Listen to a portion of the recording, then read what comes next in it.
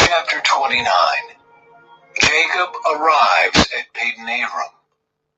Then Jacob hurried on, finally arriving in the land of the east. He saw a well in the distance. 3 flocks of sheep and goats lay in an open field beside it, waiting to be watered. But a heavy stone covered the mouth of the well. It was the custom there to wait for all the flocks to arrive before removing the stone and watering the animals. Afterward, the stone would be placed back over the mouth of the well. Jacob went over to the shepherds and asked, "Where are you from, my friends?" "We are from Haran," they answered. "Do you know a man there named Laban, the grandson of Nahor?" he asked. "Yes, we do," they replied. "Is he doing well?" Jacob asked. "Yes, he's well," they answered. "Look, here comes his daughter Rachel with the flock now." Jacob said, "Look, it's still broad daylight, too early to round up the animals. Why don't you water the sheep and goats so they can get back out to pasture?" "We can't water the animals until all the flocks have arrived," they replied. "Then the shepherds move the stone from the mouth of the well, and we water all the sheep and goats." Jacob was still talking with them when Rachel arrived with her father's flock, for she was a shepherd. And because Rachel was his cousin, the daughter of Laban, his mother's brother, and because the sheep and goats belonged to his uncle Laban, Jacob went over to the well and moved the stone from its mouth and watered his uncle's flock. Then Jacob kissed Rachel, and he wept aloud. He explained to Rachel that he was her cousin on her father's side, the son of her aunt Rebekah. So Rachel quickly ran and told her father Laban. As soon as Laban heard that his nephew Jacob had arrived, he ran out to meet him. He embraced and kissed him and brought him home. When Jacob had told him his story, Laban exclaimed, "You really are my own flesh and blood." Jacob marries Leah and Rachel. After Jacob had stayed with Laban for about a month, Laban said to him, "You shouldn't work for me without pay just because we are relatives. Tell me how much your wages should be." Now Laban had 2 daughters. The older daughter was named Leah, and the younger one was Rachel. There was no sparkle in Leah's eyes, but Rachel had a beautiful figure and a lovely face. Since Jacob was in love with Rachel, he told her father, "I'll work for you for 7 years if you'll give me Rachel, your younger daughter, as my wife." "Agreed," Laban replied. "I'd rather give her to you than to anyone else. Stay and work with me." So Jacob worked 7 years to pay for Rachel. But his love for her was so strong that it seemed to him but a few days. Finally, the time came for him to marry her. "I have fulfilled my agreement," Jacob said to Laban. "Now give me my wife so I can marry her." So Laban invited everyone in the neighborhood and prepared a wedding feast. But that night, when it was dark, Laban took Leah to Jacob, and he slept with her. Laban had given Leah a servant, Zilpah, to be her maid. But when Jacob woke up in the morning, it was Leah. "What have you done to me?" Jacob raged at Laban. "I worked 7 years for Rachel. Why have you tricked me?" "It's not our custom here to marry off a younger daughter ahead of the firstborn," Laban replied. "But wait until the bridal week is over. Then we'll give you Rachel too, provided you promise to work another 7 years for me." So Jacob agreed to work 7 more years. A week after Jacob had married Leah, Laban gave him Rachel too. Laban gave Rachel a servant, Bilhah, to be her maid. So Jacob slept with Rachel too, and he loved her much more than Leah. He then stayed and worked for Laban the additional 7 years.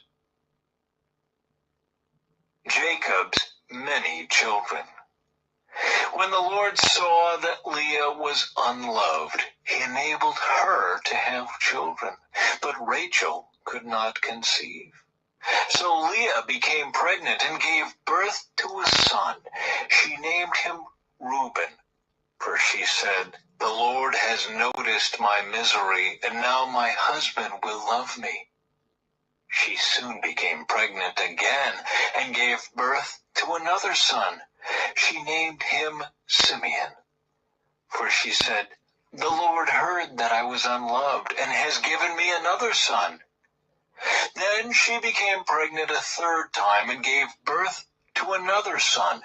She named him Levi, for she said, "Surely this time my husband will feel affection for me, since I have given him 3 sons. Once again, Leah became pregnant and gave birth to another son. She named him Judah, for she said, "Now I will praise the Lord." And then she stopped having children.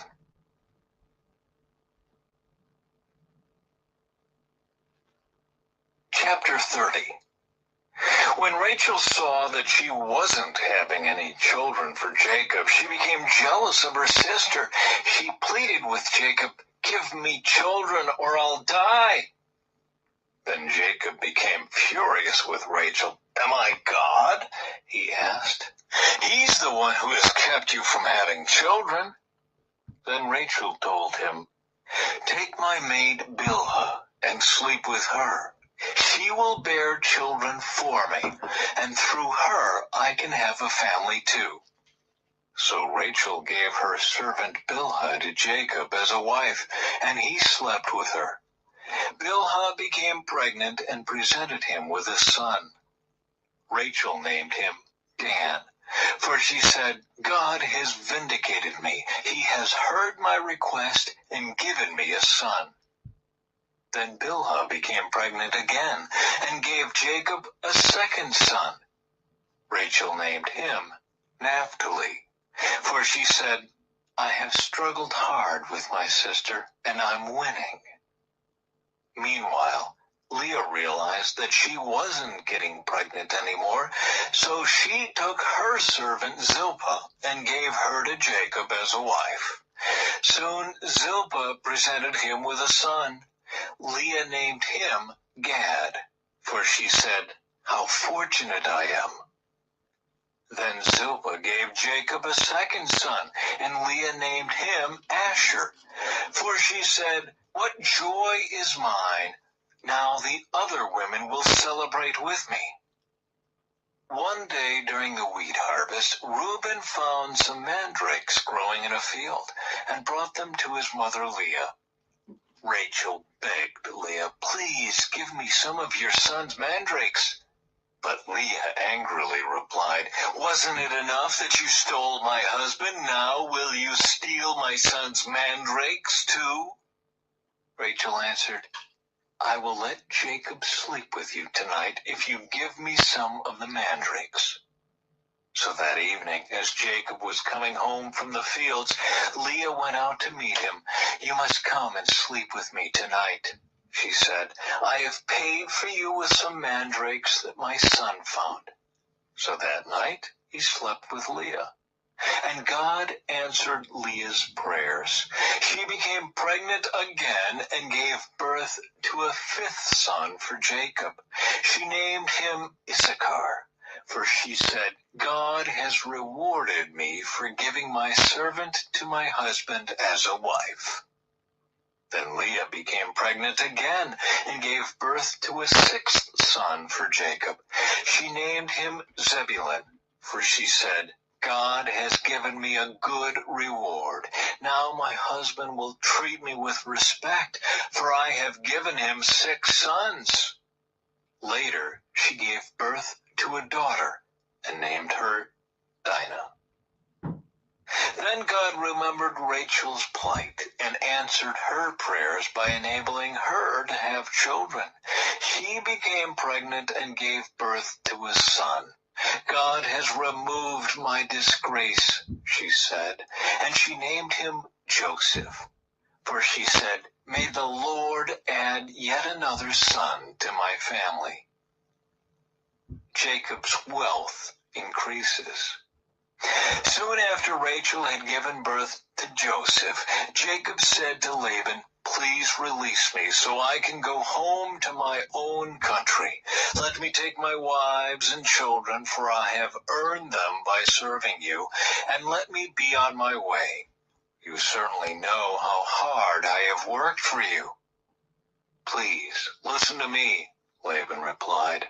"I have become wealthy, for the Lord has blessed me because of you. Tell me how much I owe you. Whatever it is, I'll pay it." Jacob replied, "You know how hard I've worked for you, and how your flocks and herds have grown under my care. You had little indeed before I came, but your wealth has increased enormously. The Lord has blessed you through everything I've done. But now, what about me? When can I start providing for my own family?"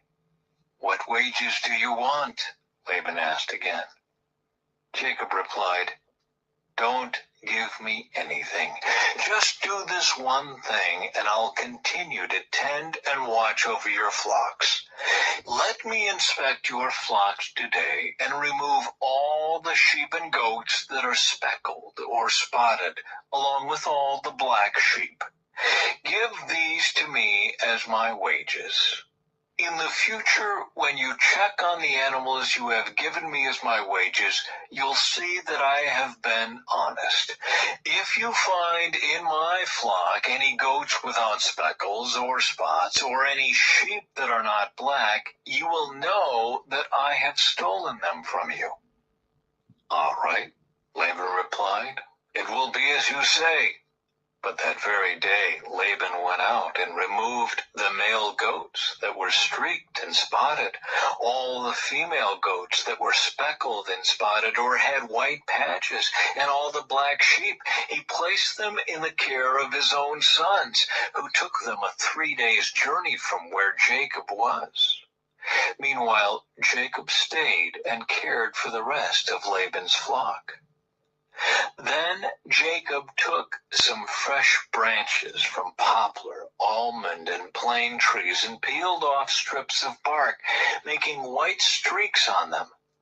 Then he placed these peeled branches in the watering troughs where the flocks came to drink, for that was where they mated. And when they mated in front of the white streaked branches, they gave birth to young that were streaked, speckled, and spotted. Jacob separated those lambs from Laban's flock, and at mating time he turned the flock to face Laban's animals that were streaked or black. This is how he built his own flock instead of increasing Laban's.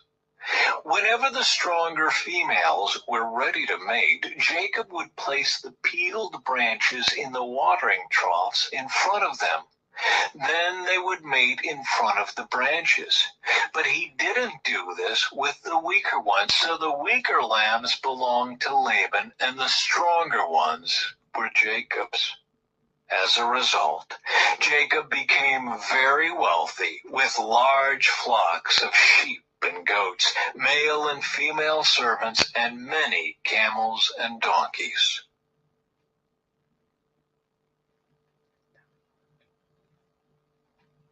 Chapter 31. Jacob flees from Laban. But Jacob soon learned that Laban's sons were grumbling about him.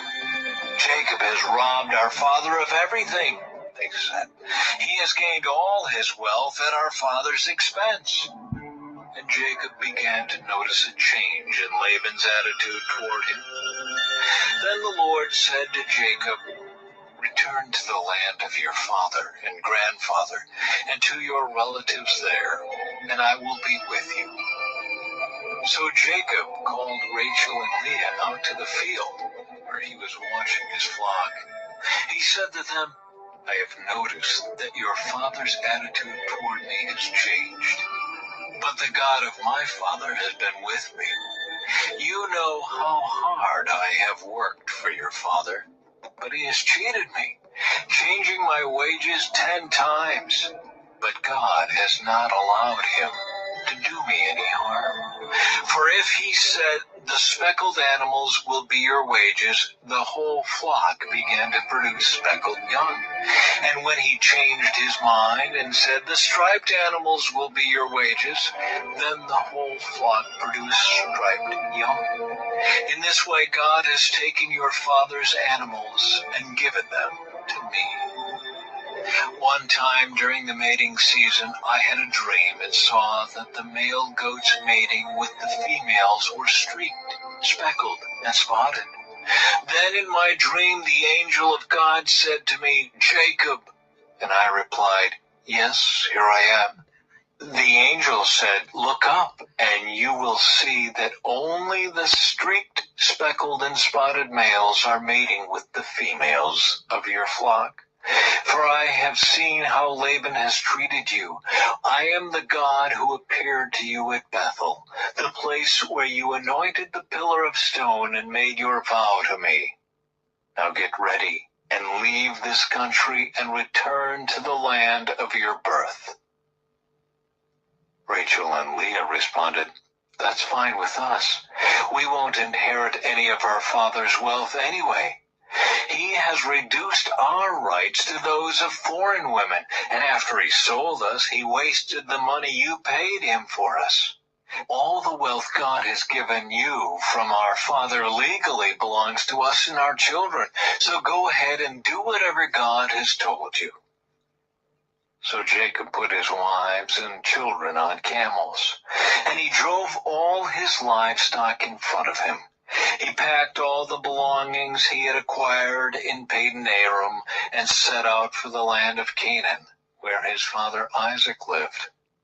At the time they left, Laban was some distance away, shearing his sheep. Rachel stole her father's household idols and took them with her. Jacob outwitted Laban the Aramean, for they set out secretly and never told Laban they were leaving. So Jacob took all his possessions with him and crossed the Euphrates River, heading for the hill country of Gilead. Laban pursues Jacob. 3 days later, Laban was told that Jacob had fled. So he gathered a group of his relatives and set out in hot pursuit. He caught up with Jacob 7 days later in the hill country of Gilead. But the previous night, God had appeared to Laban the Aramean in a dream and told him, "I'm warning you. leave Jacob alone. Laban caught up with Jacob as he was camped in the hill country of Gilead, and he set up his camp not far from Jacob's. "What do you mean by stealing away like this?" Laban demanded. "How dare you drag my daughters away like prisoners of war? Why did you slip away secretly? Why did you steal away? And why didn't you say you wanted to leave? I would have given you a farewell feast with singing and music, accompanied by tambourines and harps. Why didn't you let me kiss my daughters and grandchildren and tell them goodbye? You have acted very foolishly. I could destroy you, but the God of your father appeared to me last night and warned me, 'Leave Jacob alone.' I can understand your feeling that you must go and your intense longing for your father's home, but why have you stolen my gods?"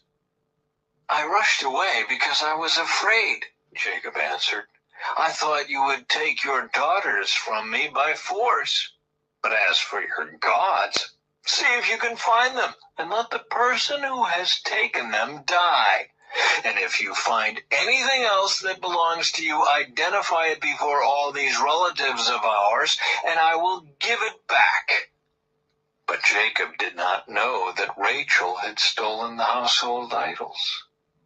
Laban went first into Jacob's tent to search there, then into Leah's, and then the tents of the 2 servant wives. But he found nothing. Finally, he went into Rachel's tent. But Rachel had taken the household idols and hidden them in her camel's saddle, and now she was sitting on them. When Laban had thoroughly searched her tent without finding them, she said to her father, "Please, sir, forgive me if I don't get up for you. I'm having my monthly period." So Laban continued his search, but he could not find the household idols. Then Jacob became very angry, and he challenged Laban. "What's my crime?" he demanded. "What have I done wrong to make you chase after me as though I were a criminal? You have rummaged through everything I own. Now show me what you've found that belongs to you. Set it out here in front of us before our relatives for all to see. Let them judge between us. For 20 years I have been with you, caring for your flocks. In all that time your sheep and goats never miscarried. In all those years I never used a single ram of yours for food. If any were attacked and killed by wild animals, I never showed you the carcass and asked you to reduce the count of your flock. No, I took the loss myself. You made me pay for every stolen animal, whether it was taken in broad daylight or in the dark of night. I worked for you through the scorching heat of the day and through cold and sleepless nights. Yes, for 20 years I slaved in your house. I worked for 14 years earning your 2 daughters and then 6 more years for your flock. And you changed my wages 10 times. In fact, if the God of my father had not been on my side, the God of Abraham and the fearsome God of Isaac, you would have sent me away empty-handed. But God has seen your abuse and my hard work. That is why he appeared to you last night and rebuked you." Jacob's treaty with Laban. Then Laban replied to Jacob, "These women are my daughters, these children are my grandchildren, and these flocks are my flocks. In fact, everything you see is mine. But what can I do now about my daughters and their children? So come, let's make a covenant, you and I, and it will be a witness to our commitment." So Jacob took a stone and set it up as a monument. Then he told his family members, "Gather some stones." So they gathered stones and piled them in a heap. Then Jacob and Laban sat down beside the pile of stones to eat a covenant meal. To commemorate the event, Laban called the place Jegar-Sahadutha, which means witness pile in Aramaic, and Jacob called it Galid, which means witness pile in Hebrew. Then Laban declared, "This pile of stones will stand as a witness to remind us of the covenant we have made today." This explains why it was called Galid, witness pile. But it was also called Mitzpah, which means watchtower. For Laban said, "May the Lord keep watch between us to make sure that we keep this covenant when we are out of each other's sight.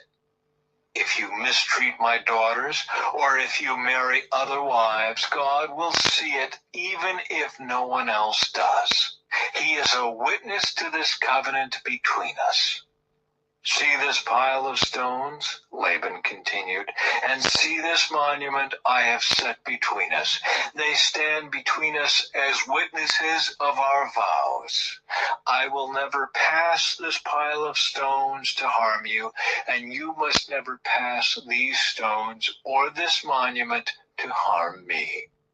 I call on the God of our ancestors, the God of your grandfather Abraham and the God of my grandfather Nahor, to serve as a judge between us." So Jacob took an oath before the fearsome God of his father Isaac to respect the boundary line. Then Jacob offered a sacrifice to God there on the mountain and invited everyone to a covenant feast. After they had eaten, they spent the night on the mountain. Laban got up early the next morning, and he kissed his grandchildren and his daughters and blessed them. Then he left and returned home.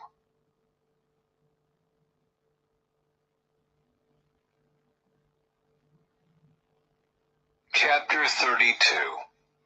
As Jacob started on his way again, angels of God came to meet him. When Jacob saw them, he exclaimed, "This is God's camp." So he named the place Mahanaim. Jacob sends gifts to Esau. Then Jacob sent messengers ahead to his brother Esau, who was living in the region of Seir in the land of Edom. He told them, "Give this message to my master Esau. Humble greetings from your servant Jacob. Until now I have been living with Uncle Laban, and now I own cattle, donkeys, flocks of sheep and goats, and many servants, both men and women. I have sent these messengers to inform my lord of my coming, hoping that you will be friendly to me."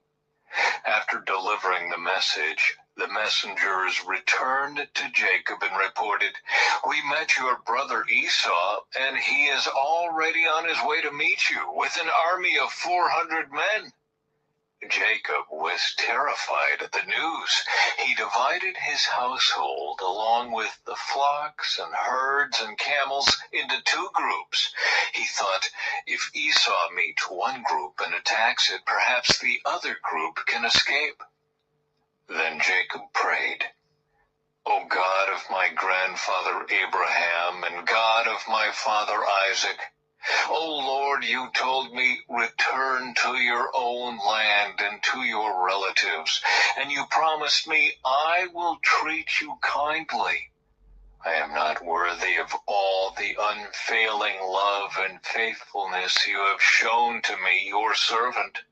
When I left home and crossed the Jordan River, I owned nothing except a walking stick. Now my household fills 2 large camps. O Lord, please rescue me from the hand of my brother Esau. I am afraid that he is coming to attack me, along with my wives and children. But you promised me, I will surely treat you kindly, and I will multiply your descendants until they become as numerous as the sands along the seashore, too many to count." Jacob stayed where he was for the night.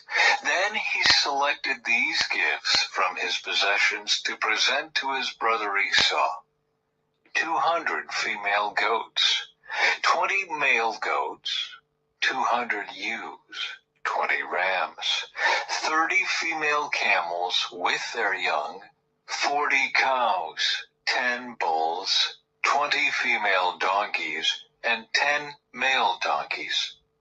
He divided these animals into herds and assigned each to different servants. Then he told his servants, "Go ahead of me with the animals, but keep some distance between the herds." He gave these instructions to the men leading the first group. "When my brother Esau meets you, he will ask, 'Whose servants are you? Where are you going? Who owns these animals?' You must reply, 'They belong to your servant Jacob, but they are a gift for his master Esau. Look, he is coming right behind us.'" Jacob gave the same instructions to the second and third herdsmen and to all who followed behind the herds. "You must say the same thing to Esau when you meet him. And be sure to say, 'Look, your servant Jacob is right behind us.'" Jacob thought, "I will try to appease him by sending gifts ahead of me. When I see him in person, perhaps he will be friendly to me." So the gifts were sent on ahead while Jacob himself spent that night in the camp. Jacob wrestles with God. During the night, Jacob got up and took his 2 wives, his 2 servant wives, and his 11 sons, and crossed the Jabbok River with them. After taking them to the other side, he sent over all his possessions. This left Jacob all alone in the camp, and a man came and wrestled with him until the dawn began to break. When the man saw that he would not win the match, he touched Jacob's hip and wrenched it out of its socket. Then the man said, "Let me go, the dawn is breaking." But Jacob said, "I will not let you go unless you bless me." "What is your name?" the man asked. He replied, "Jacob." "Your name will no longer be Jacob," the man told him. "From now on, you will be called Israel, because you have fought with God and with men, and have won." "Please tell me your name," Jacob said. "Why do you want to know my name?" the man replied. Then he blessed Jacob there.